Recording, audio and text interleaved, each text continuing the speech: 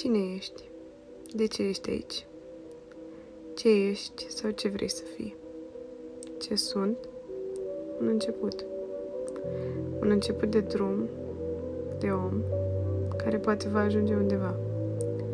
Printre miile de chipuri, de zâmbete, de pași, de oameni, de speranțe, de dorințe. Unde? Nu știu. Și nici nu-mi doresc să știu. Cunosc scopul.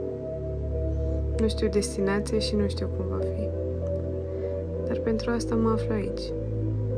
Pentru a descoperi.